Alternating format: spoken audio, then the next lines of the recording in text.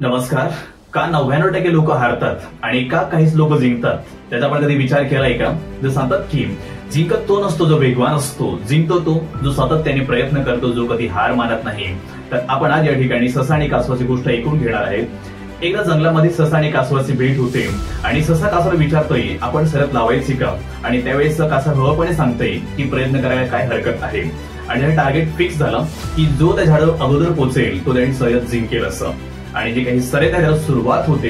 जे कासव आहे ते हळूहळू त्या ठिकाणी त्याला सुरुवात करते आणि जो काही ससा आहे त्याने पुढे मग त्याने धावायला सुरुवात केली.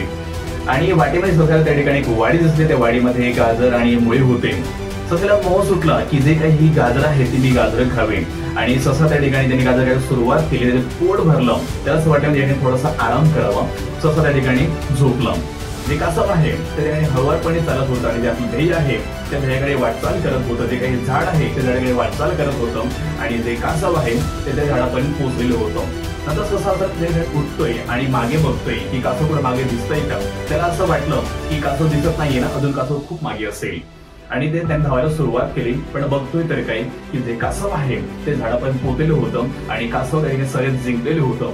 तर या गोष्टीवरून बोध असा मिळतोय की जिंकत तो नाही जो वेगवान असतो, जिंकतो तो जो सातत्याने प्रयत्न करतो, जो कधी हार मानत नाही, किंवा जिंकतो तो जो कधी मोहाला बळी पडत नाही, किंवा जिंकतो तो जो आपल्या ध्येयाकडे एकदम फोकस लक्ष ठेवून असतो.